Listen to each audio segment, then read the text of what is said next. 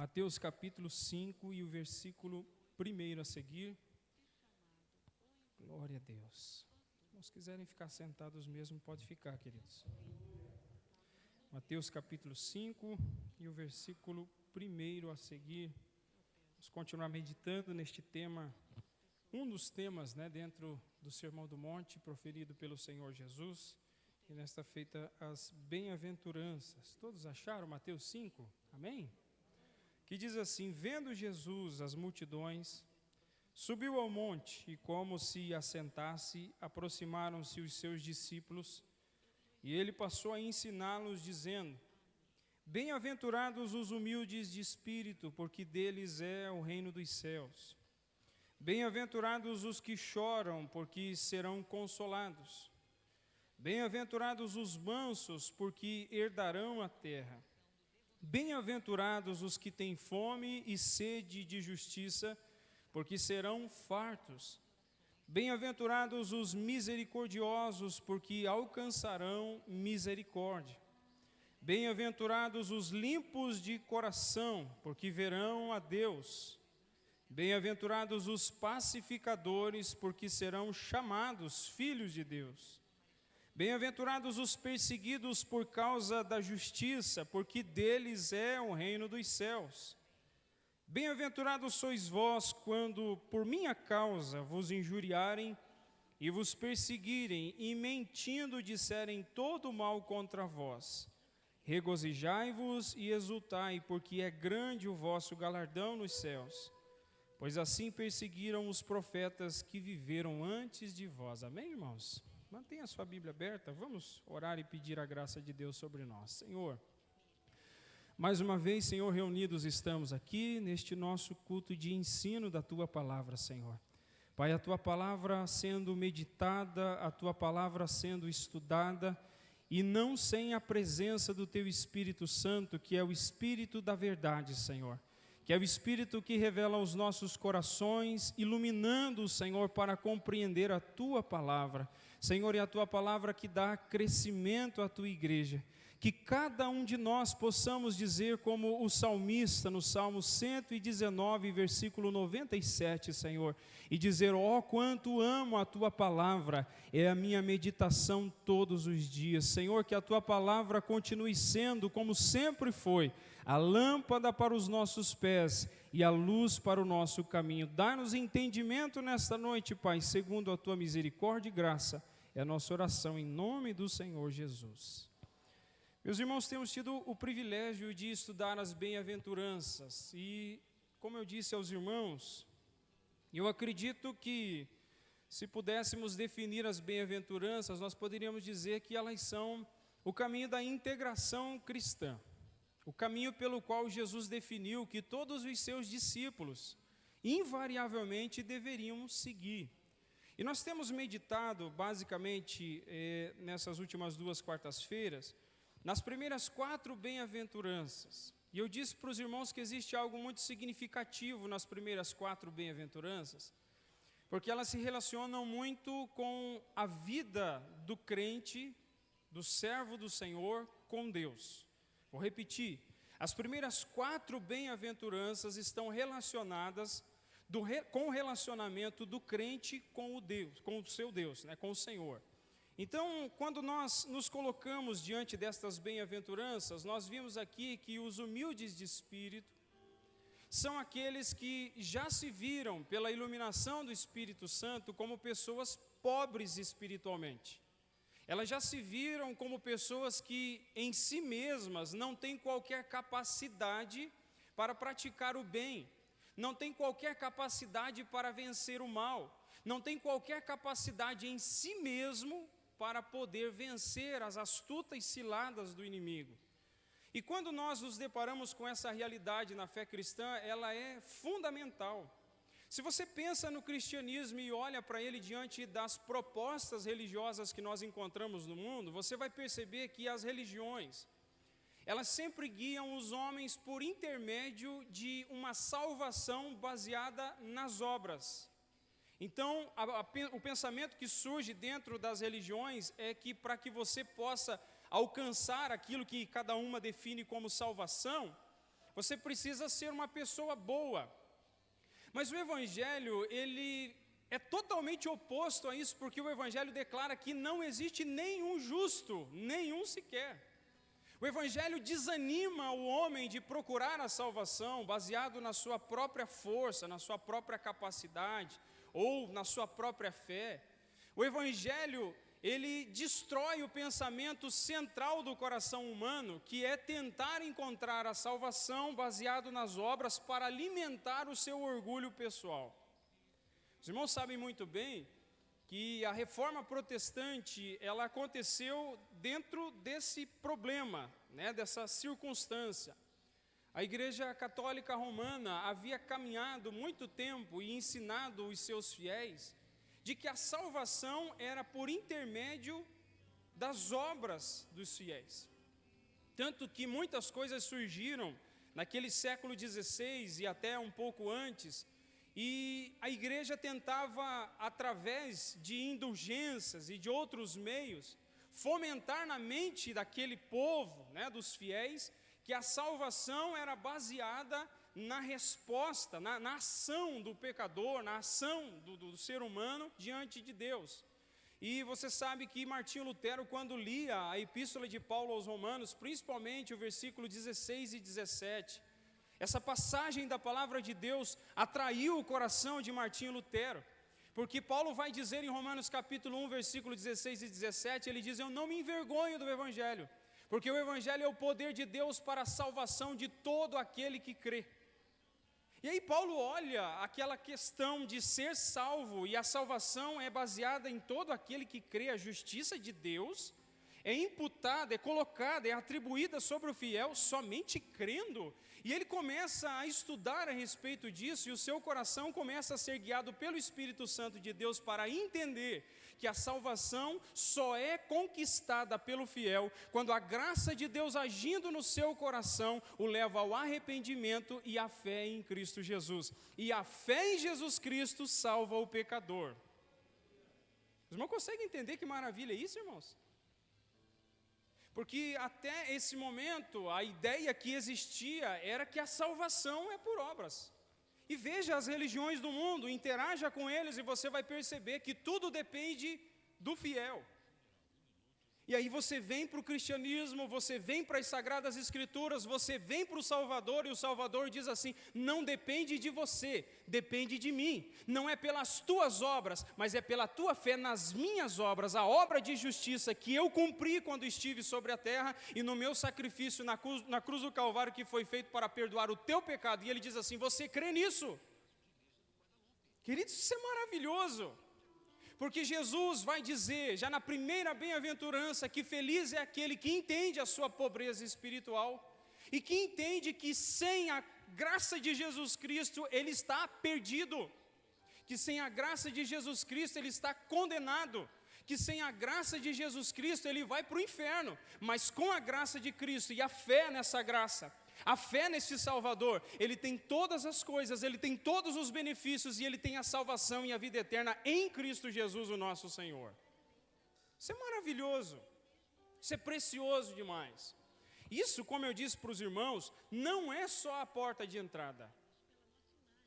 Ser pobre de espírito não é uma condição de alguém que entrou pela porta da graça, é de alguém que entrou pela porta da graça e permanece no caminho da graça. Você já se decepcionou com você nessa vida, não decepcionou? Você já fez alguma coisa de errado? Você já falou alguma palavra para alguém que você ama e depois você se arrependeu? Você já percebeu no teu coração algum tipo de atitude que você faz, alguma coisa que você pensa, alguma coisa que você sente, uma vontade que você tem, uma prática que você tem, e que no fundo do teu coração, você sabe que aquilo é errado? E chega um momento que você luta com aquilo, e luta e batalha contra aquilo, e eu estou dizendo aqui depois de salvo, porque eu já disse para os irmãos que ao longo da história da igreja existiam alguns movimentos que diziam que uma vez que você foi salvo, você nunca mais peca. Que mentira, né? Lavada. Porque nós sabemos que nós fomos libertos do domínio do pecado, mas a presença do pecado, infelizmente, ainda está dentro de nós. Aquela velha raiz, ainda habita dentro de nós. Mas se você tem dúvida disso, um dia nós vamos chegar lá, vamos estudar Romanos capítulo 6, e você vai entender que a vitória sobre o pecado se consiste na vitória que Cristo fez na cruz do Calvário.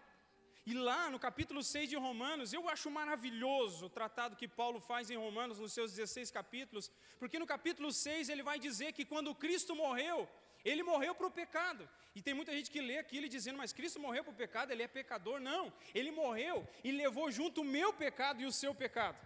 E quando ele volta, Paulo vai dizer que agora ele já não está mais levando aquele pecado, mas agora ele vive para Deus. E ele diz assim, assim também vós, considerai-vos mortos para o pecado, mas vivos para Deus em Cristo Jesus. A vitória do cristão, o suprimento, a riqueza espiritual do cristão estão na pessoa de Cristo. É por isso que, você já percebeu o que acontece? Eu estou falando bastante aqui das religiões do mundo.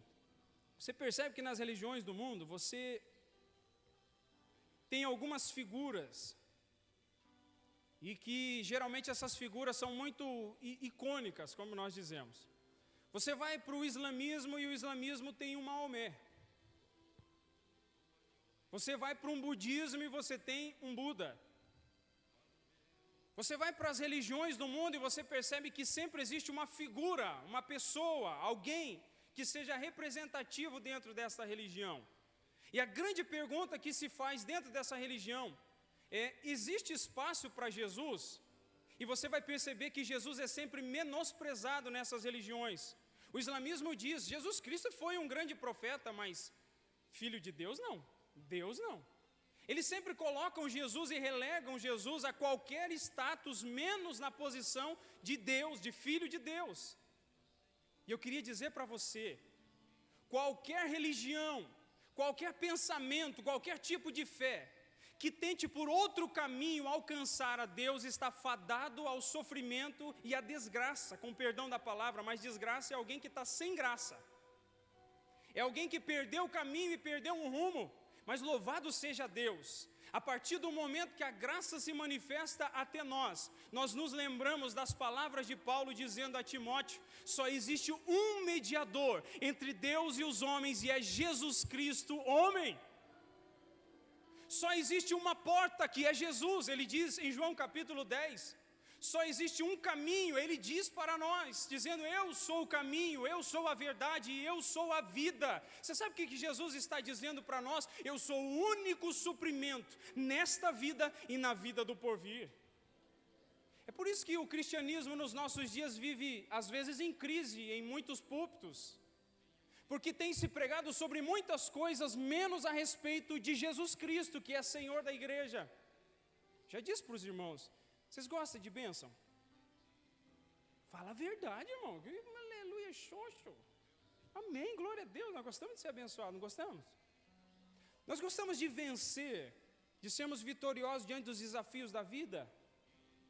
Mas eu queria dizer para você que não existe vitória sem o Senhor dos exércitos. Não existe vitória sem que nós estejamos com um coração cheio de amor por um Senhor Jesus Cristo, que é Rei dos Reis e que é Senhor dos Senhores. A nossa vitória se consiste em crer e permanecer firmes na presença daquele que é o autor e consumador da nossa fé. E é esse mestre, é esse Senhor, é esse Salvador que está dizendo para os seus discípulos que feliz, exultante, é aquele que é pobre de espírito. E vou repetir, não somente alguém que se viu pobre de espírito na condição de não poder pagar pelos seus pecados, mas alguém que se vê todos os dias como dependente da graça de Deus. Você sabe qual que é a maior tragédia na vida de um cristão? É quando ele começa a descambar para a autossuficiência. Às vezes ele começa a ter uma vida de reconhecimento, às vezes se é um cantor, é um pregador, se é um ministro, é alguém, e ele começa a se achar. Ele começa a achar que agora ele já não depende mais de Jesus, porque ele alcançou um nível espiritual que agora ele é top. Ai, ai, ai. É um perigo. Maldito é o homem que confia no seu próprio coração e não deposita a sua confiança no Deus vivo. Maldito é o homem que acha que levanta de manhã e tudo que vai fazer, pode fazê-lo pela força do seu braço, das suas pernas, do seu próprio corpo. Mas bendito é o homem e a mulher, bendito é aquele que põe a sua confiança no Deus vivo, e ele diz: Senhor, eu não posso levantar, eu não posso, Senhor, sair de casa, eu não posso fazer nada, se não for pela Tua graça e pela Tua misericórdia sobre a minha vida. Que Deus avive os nossos dias, que Deus desperte as nossas igrejas, que Deus reavive os nossos púlpitos para voltarmos a amarmos o Deus vivo de todo o nosso coração. Aí nós vamos ver avivamento acontecendo nos nossos dias. Nós vamos ver pessoas se inflamando de amor verdadeiro por Deus e de amor pelos perdidos. O pobre de espírito é aquele que se viu completamente desprovido de recursos espirituais. É como Davi, que nós vimos no Salmo 40, dizendo: Senhor, eu sou pobre e necessitado, mas o Senhor cuida de mim. Essa pobreza de espírito, ela precisa estar sempre diante de nós. Porque eu queria ser bem direto e objetivo aqui, eu quero também ter um momento para nós estudarmos sobre oração dentro das Escrituras. Porque às vezes a oração ela é negligenciada, seja individualmente ou seja coletivamente. Você pode ter certeza que se você sente o teu coração frio espiritualmente, provavelmente você está bem negligente com relação à oração. Se você não tem sensibilidade espiritual para ouvir a voz de Deus quando você lê a palavra do Senhor, pode ser que você já faz bastante tempo que está afastado das Sagradas Escrituras e da comunhão com o Senhor através da oração.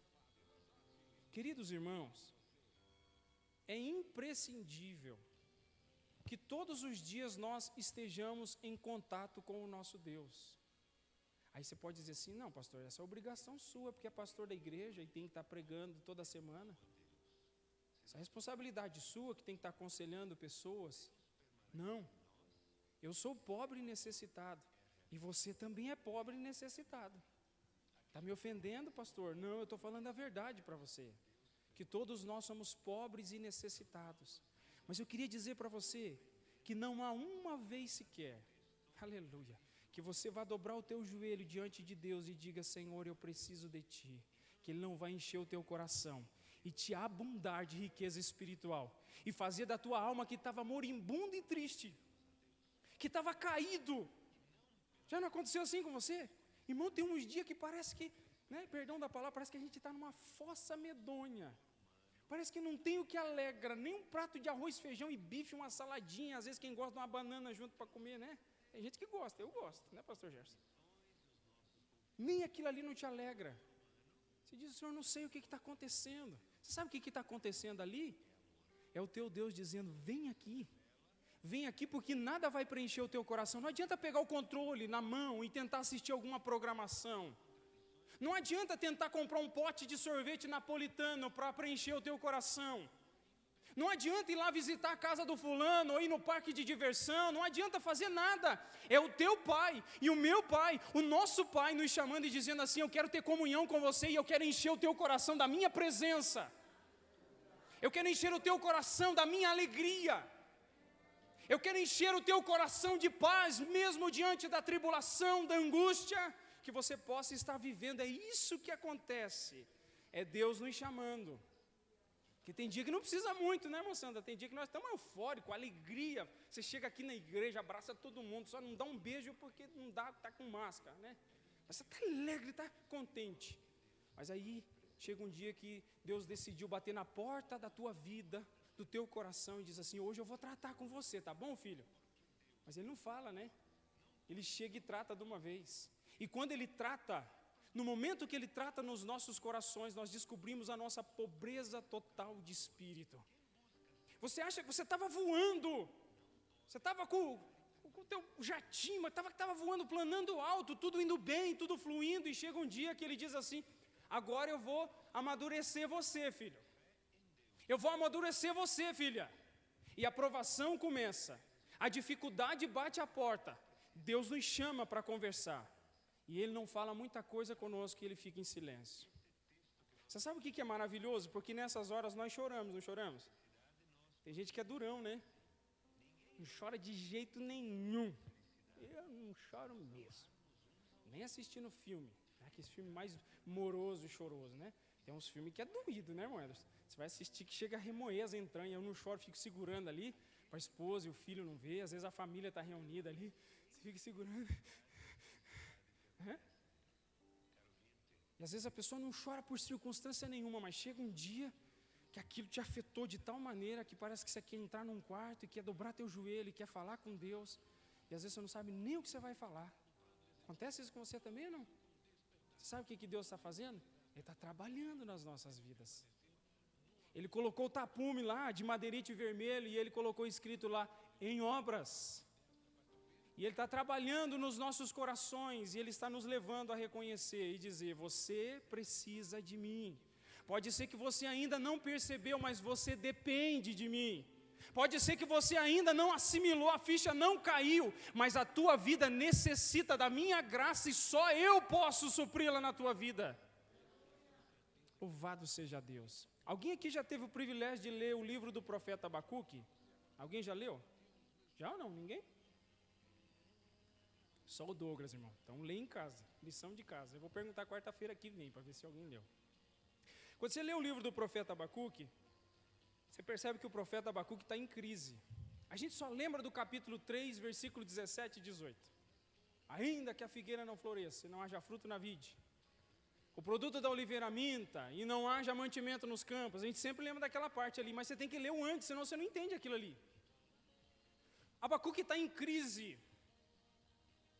E ele está em crise porque ele olha a circunstância em que ele e o seu povo está vivendo, e ele diz assim, Senhor, o injusto, o ímpio persegue o justo, e o Senhor não está fazendo nada. Senhor, nós te servimos, nós estamos em tua presença, mas o homem oprime o justo e o Senhor não está vendo o que está acontecendo. Não tem circunstância na nossa vida que às vezes dá vontade de perguntar, Senhor, o que deu aí? Será que falhou alguma coisa que travou aqui, Senhor? O negócio estava indo bem, mas travou, alguma coisa aconteceu, desajustou, apareceu do nada. E ele está dizendo, ele chega no capítulo 2, ele diz assim, Senhor, tu és tão puro de olhos que não pode contemplar o mal. De certa forma ele está dizendo, Senhor, o Senhor é santo e o Senhor está vendo eles fazendo isso conosco, e o Senhor não vai fazer nada. Queridos, é tão impressionante isso. Você percebe nas Escrituras pelo menos 4 coisas importantes quando você vê a vida dos servos de Deus. Nós estudamos aqui, no domingo retrasado, Elias e os profetas de Baal.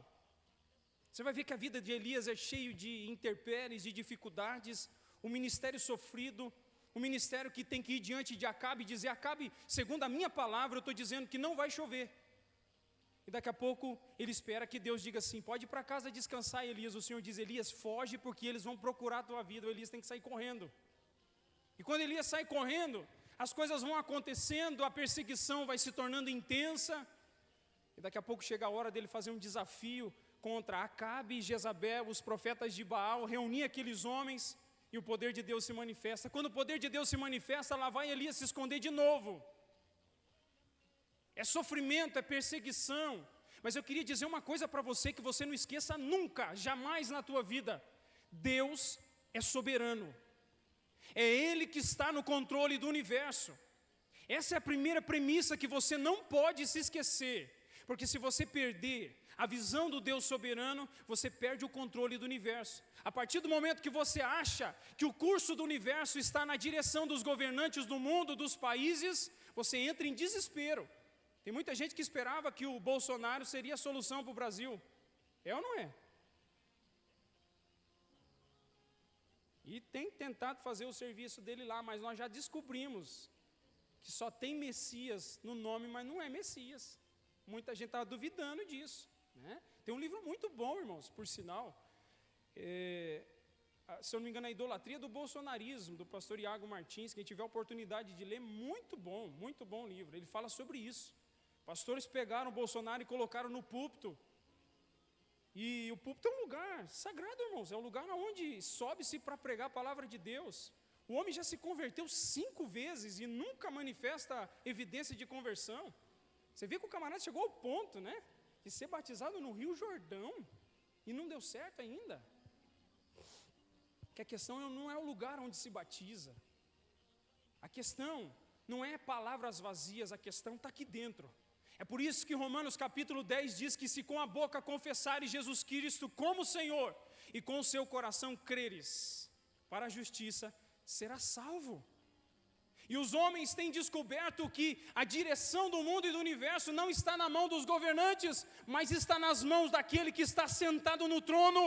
Aleluia! Não é diante de homens que um dia pensam uma coisa e no outro dia pensam outra. Não é nas mãos de alguém que pensa de uma forma num dia e depois é convencido por outra pessoa em outro dia. Deus não é homem para que minta e nem filho do homem para que se arrependa. Ele anuncia o fim já no começo, porque todas as coisas estão nas suas poderosas mãos. Então não se esqueça, Deus é soberano.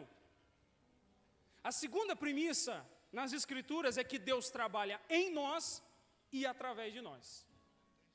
A gente gosta quando Deus trabalha através de nós, não gosta? Você pregou e pessoas se converteram e chegaram até Cristo, não é gostoso?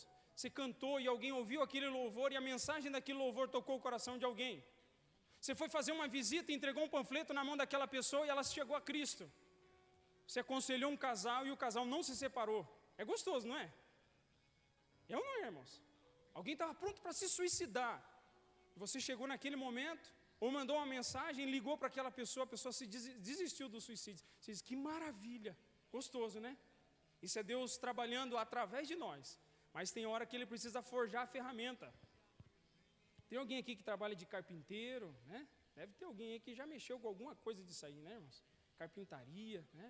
Você sabe que ferramentaria, muitas delas, precisam ser amoladas. Às vezes você pega um formão e vai dar uma desbastada em alguma coisa, e um simples cair daquele formão de quina no chão, vai dar uma desbeiçada nele. Daí, se você tentar passar no caixilho da porta, você arranca desse tamanho, né, o pedaço do caixilho da porta. E nós perdemos o fio, muitas vezes, o corte, e Deus precisa amolar e trabalhar e forjar de novo os nossos corações. E é isso que Ele está fazendo com Abacuque, é isso que Ele está fazendo com o povo de Israel nos dias de Abacuque, e Ele está dizendo, Senhor, o ímpio domina sobre o justo, e o Senhor não está vendo. É um momento de crise que Deus está trabalhando na ferramenta, para depois usar a ferramenta. Primeira premissa, Deus é soberano. Segundo, Deus trabalha em nós e através de nós. E a terceira premissa que nós aprendemos com todos os servos de Deus nas Escrituras, os fiéis que viveram na presença do Senhor, é que mesmo diante das incertezas da vida, eles escolheram crer no Senhor e confiar no Senhor. E é por isso que você lê Abacuque, e você vê Abacuque na crise de fé, e no final, ele diz aquela palavra que aí sim cabe para nós. Ele diz, Senhor, ainda que a figueira não floresça, ainda que não haja fruto na vide, o produto da oliveira minta, os campos não produzam mantimento, as ovelhas sejam arrebatadas do aprisco, e não haja gado nos currais, ele diz, eu todavia me alegrarei no Senhor, e exultarei no Deus da minha salvação. Você sabe o que ele está dizendo? Vamos transportar para cá. Alguém tem pé de figueira, videira ou oliveira em casa? Não tem ninguém que tem, né, irmãos? Para eles aquilo é comida, é mantimento diário, é sustento diário.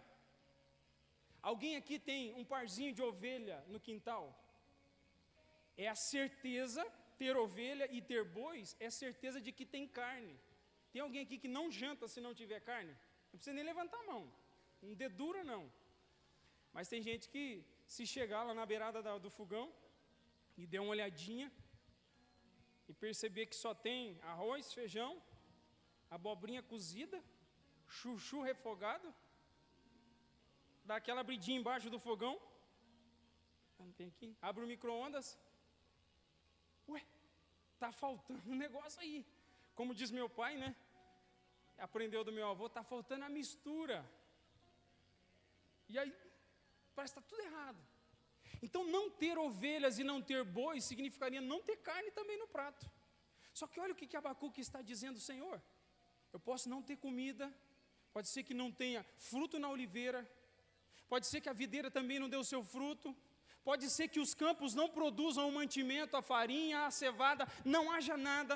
Pode ser que as ovelhas sumam do aprisco, pode ser que não haja gado para comer. É isso que ele está dizendo: Senhor, eu me alegrarei no Senhor e eu exultarei no Deus da minha salvação.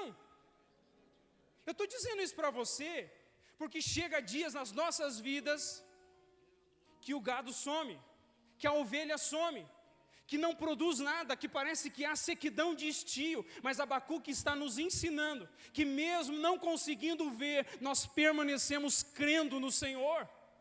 Paulo vai dizer aos coríntios que nós não vivemos por vista, mas vivemos por fé. É por isso que muitas vezes pode ser que você esteja caído e prostrado, mas em nome de Jesus, se você disser: Senhor, eu me reconheço como pobre de espírito, Ele que é Deus abundante, rico em misericórdia e em graça, vai suprir o teu coração e o meu em nome de Jesus.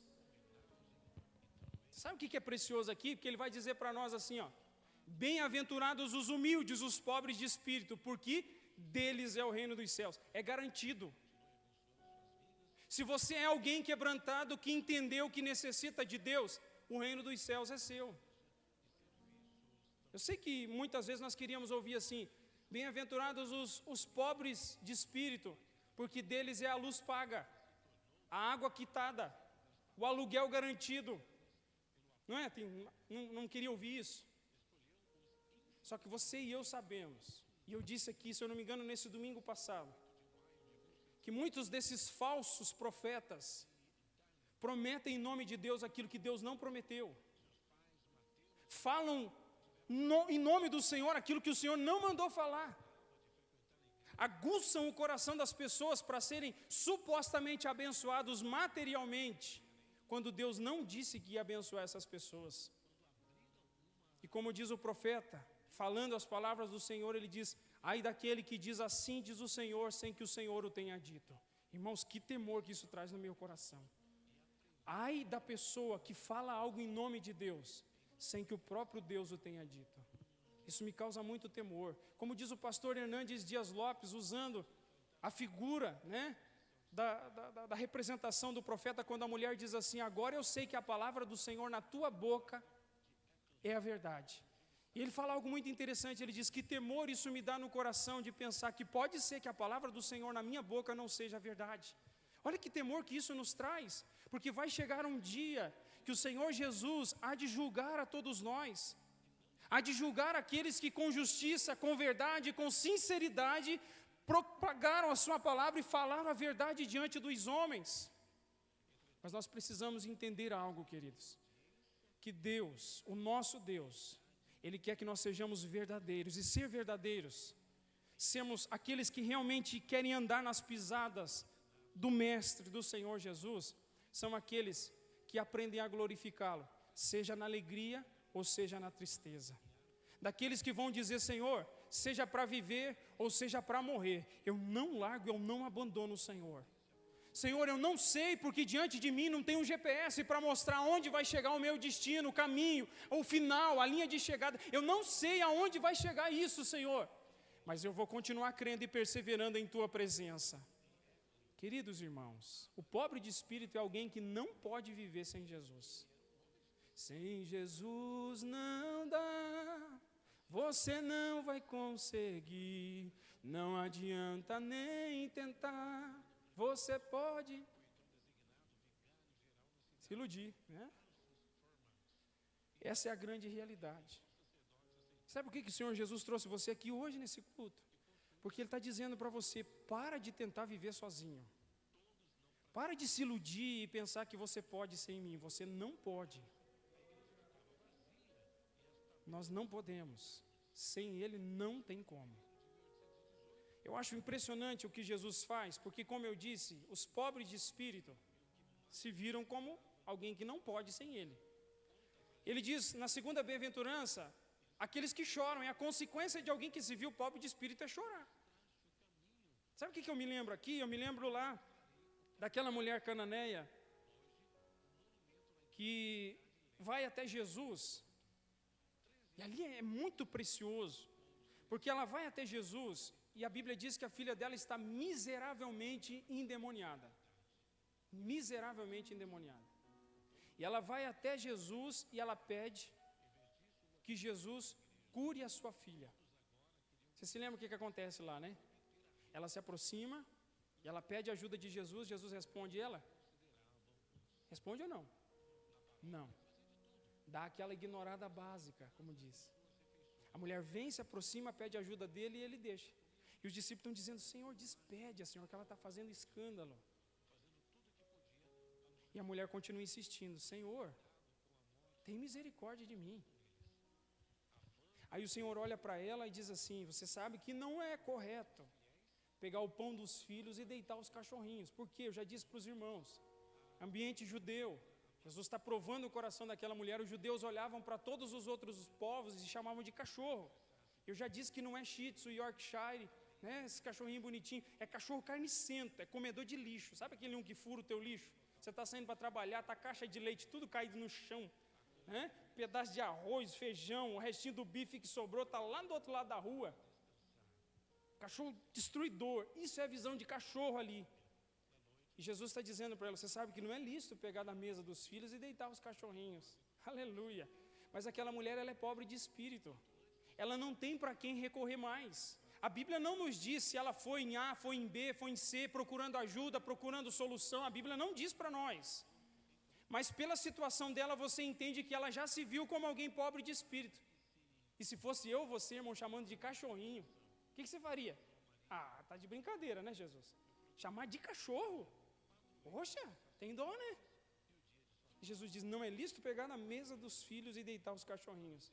E ela vai dizer assim, ô Senhor, mas os cachorrinhos se alimentam das migalhas que caem da mesa dos seus senhores. Jesus ali, irmãos, ele não está tentando envergonhar aquela mulher, ele está levando aquela mulher a confessar e a dizer, Senhor Jesus, eu já não tenho mais ninguém a quem recorrer, eu dependo inteiramente do Senhor.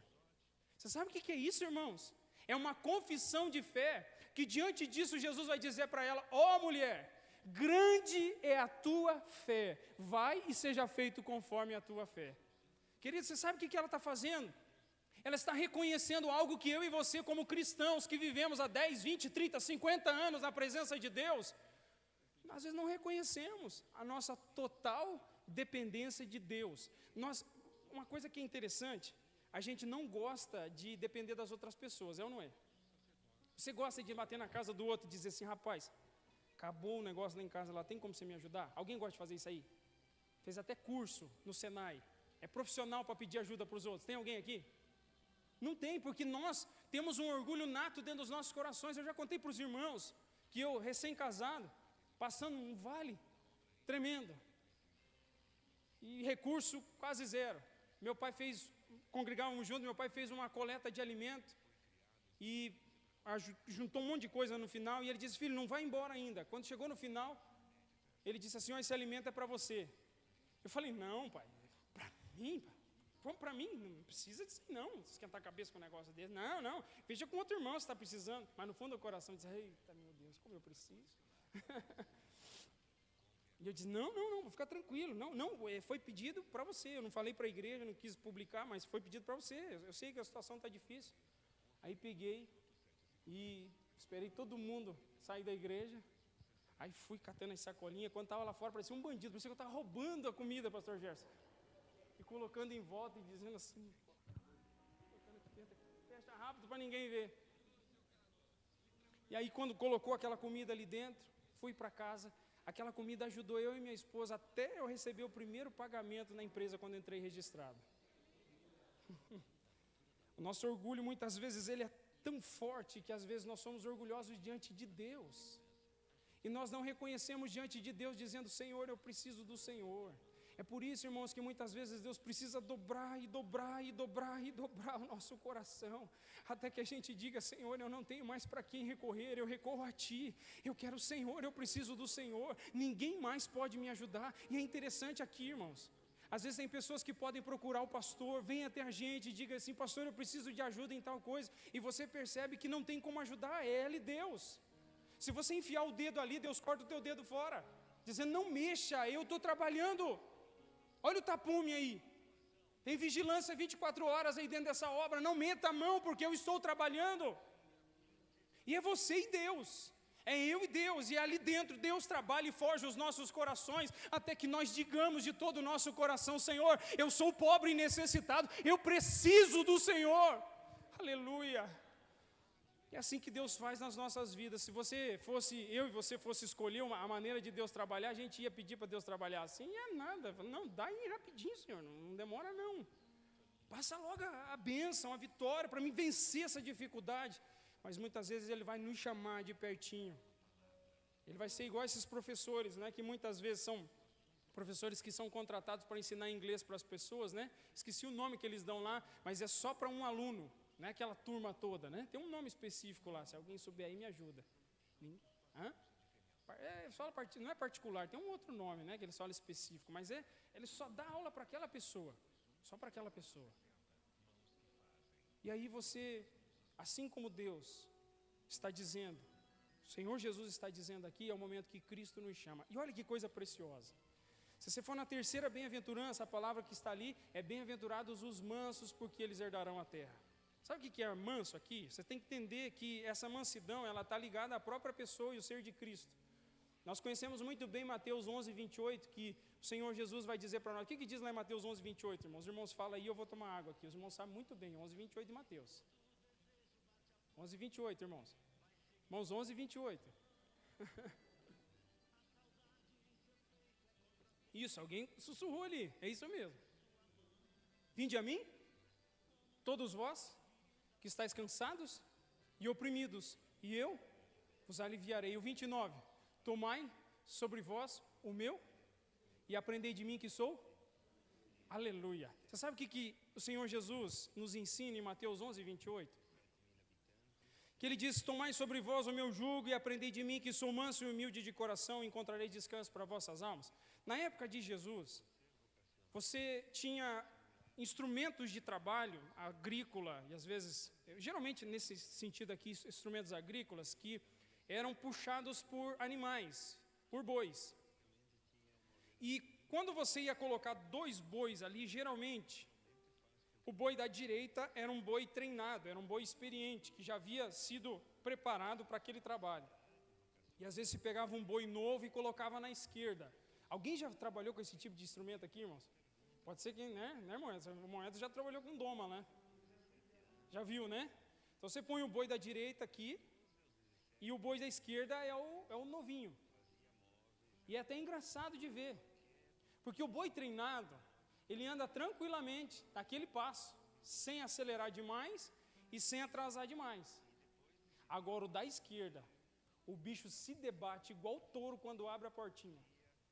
Sabe quando o touro abre a portinha, né? O bicho vai com aquela cabeça tentando achar alguém. Procura-se um corpo para ele tentar acertar. E o boi da esquerda se mexe, se debate no jugo, e o tempo vai passando, os dias vão passando, e aquele boi da esquerda começa a machucar o pescoço, porque está forçando contra a canga, que é um aparelho de madeira que segura a cabeça dos 2 bois, porque quando eles andam, eles puxam toda aquela aparelhagem, né? Aquele maquinário, né? No tempo deles era maquinário, no nosso já não é maquinário. E o boi da esquerda vai se machucando, até o ponto que ele começa a entender: eu tenho que ir devagar, senão eu vou perder o pescoço.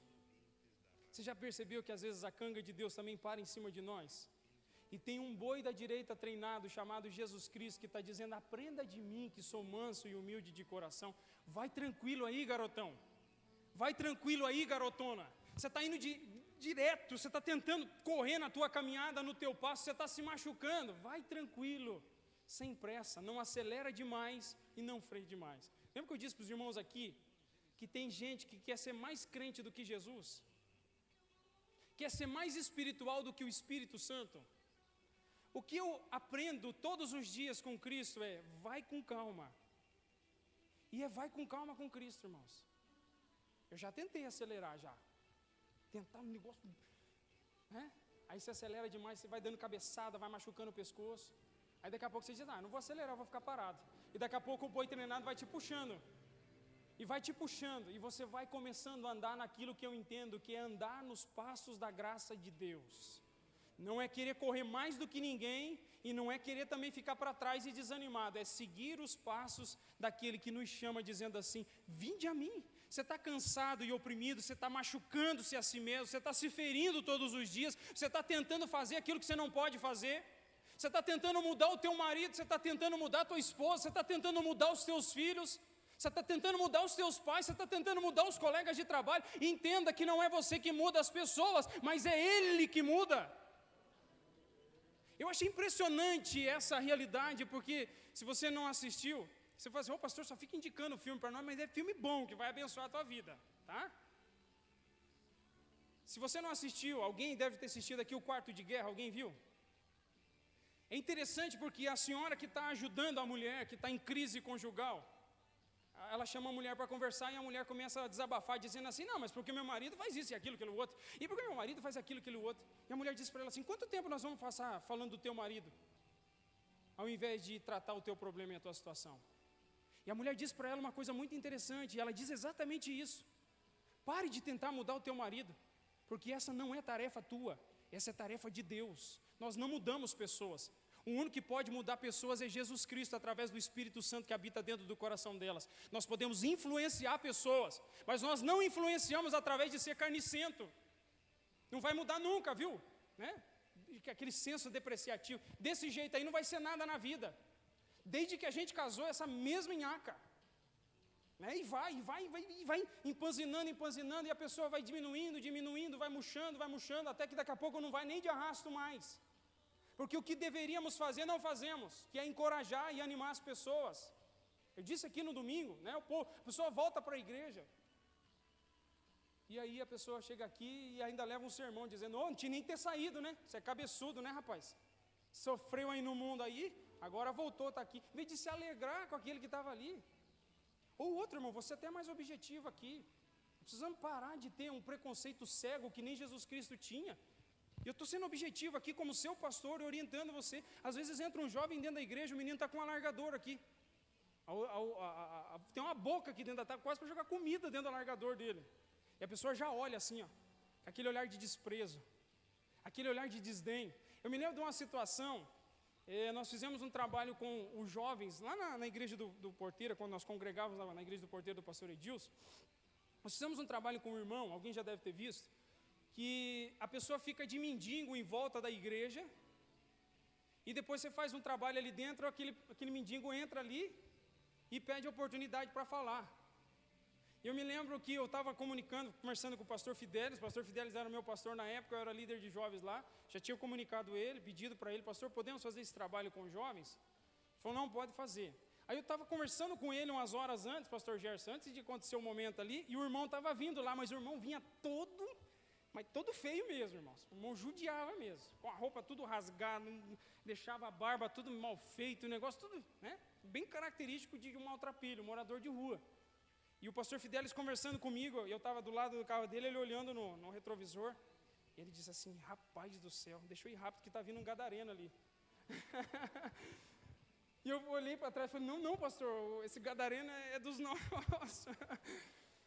E aí ele olhou assustado ali, mas a gente se impressiona muitas vezes com aquilo que a gente não está acostumado, e às vezes nós espantamos pessoas de dentro das nossas igrejas por causa do nosso preconceito contra elas.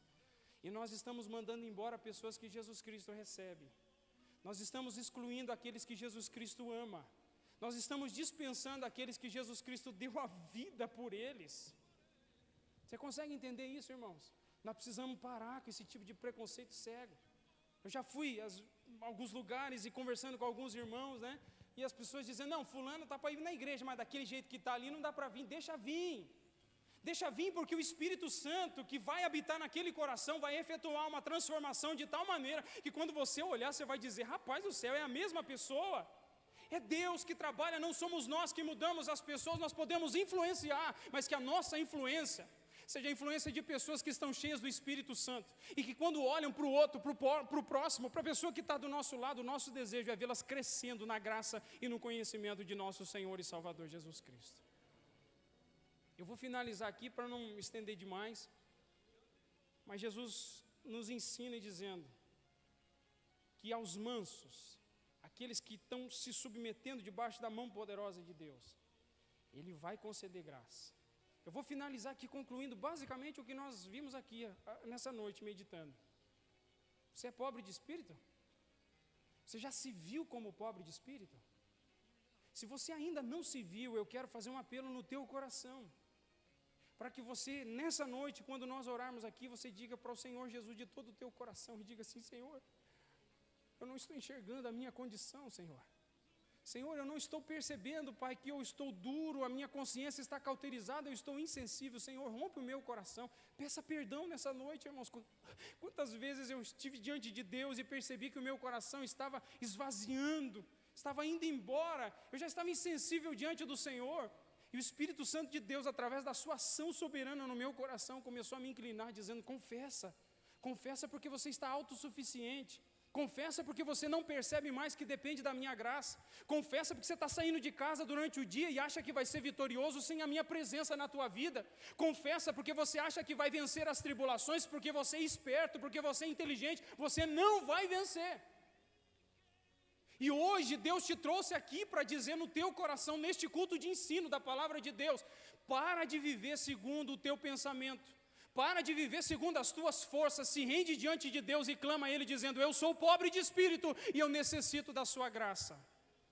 Só que quando você disser isso, você está entrando num perigo tremendo, porque Ele ouve. Você esquece, mas Ele não. Nós temos uma crise da amnésia, né? Ora hoje, quando chega amanhã, você perguntar: você orou ontem? Orei. O que você falou? Rapaz, esqueci completamente. Você esquece, Ele não. E porque Ele não esquece, Ele vai começar a tratar no teu coração e Ele vai começar a te puxar para perto dEle. E Ele vai começar a te atrair. Como diz o profeta, com laços de amor o Senhor nos atraiu. É com esses mesmos laços de amor que Ele vai puxar o teu coração e vai trazer você para perto dEle. Você não vai entender o que Ele está fazendo. Mas eu quero dizer uma coisa para você: creia. Não entende, não percebe o que está acontecendo? Creia. Faça como Jó, que diante de toda a situação e circunstância, mulher, amigos, a sua própria realidade física, olhando para ele mesmo, ele está vendo que não pode permanecer em si mesmo. Ele está dizendo: nu eu vim a esse mundo e nu eu voltarei. Ele está dizendo: ainda que o Senhor me mate, ainda assim eu o louvarei. Essa é a fé que nós precisamos ter. E dizer para Deus, como disse, tem uma frase interessante, eu li há anos atrás a respeito da vida de John Bunyan. Todo mundo conhece o John Bunyan, né, irmãos? Que escreveu o livro O Peregrino. Tem um trecho dos escritos dele quando ele estava preso, em que ele passou por uma grande crise de fé naquele ambiente onde ele estava. E ele chegou diante de uma provação tão grande, que ele exclamou para o Senhor, um dia antes da execução, que estava programada para ele. E ele disse assim: Senhor, seja para viver ou para morrer, eu permaneço com o Senhor. Senhor, até o presente momento, o Senhor não me livrou dessa situação em que eu estou. Senhor, eu não sei se tudo isso é verdadeiro, se tudo isso é falso, mas eu continuo e permaneço crendo até o fim. É isso que Deus deseja de mim e de você. Que eu e você digamos hoje para Deus: seja para viver, Senhor, ou seja para morrer, eu não abandono o Senhor. Amém, meus irmãos? Vamos ficar de pé então, fazendo uma oração.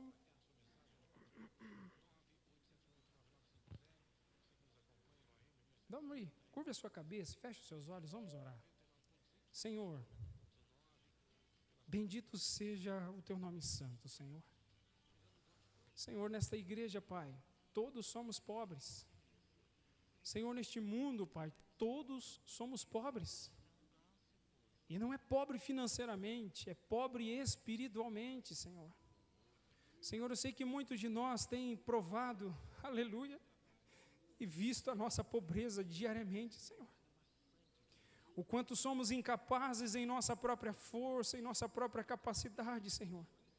Pai, mas se porventura algum destes corações ainda não se deu conta da sua pobreza de espírito, que não pode, que não vai conseguir sozinho, que está tentando, está se debatendo, está machucando o pescoço no jugo, Senhor, está se ferindo a si mesmo, Senhor, em nome de Jesus eu te peço, aleluia, que o Senhor ilumine este coração, Pai, que o Senhor possa trazer pelo Teu Espírito Santo poder de convencimento, Pai, sobre esta alma, para que nesta noite ainda Ou se o Senhor me permitir, Senhor, amanhã, ou quem sabe ainda o restante dessa semana, que este coração seja levado a olhar para o céu e dizer como Abacuque, Senhor, ainda que a figueira não floresça, Senhor. Ó Senhor, ainda que não haja fruto na vide, o produto da oliveira minta, Senhor. Ainda que não haja mantimento no campo, Senhor. Ainda que tudo diante de mim pareça que está dando errado, eu todavia me alegrarei no Senhor e eu exultarei. Aleluia no Senhor, que é o Deus da minha salvação. Senhor, nós precisamos ser uma geração de pobres de espírito, que não encontram o Senhor em nada nesta vida, no alimento, nos prazeres, nas alegrias deste mundo, que não encontram em nada, Pai, a riqueza que só o Senhor pode dar em nossos corações. Pai, o Senhor é Deus de graça e de misericórdia, e por isso eu te peço, estende as tuas mãos de poder sobre nós, e nos leva a reconhecer a tua graça e o teu poder, Pai, em nome do Senhor Jesus. Amém. Glória a Deus. Tome assento, por gentileza, mesmo.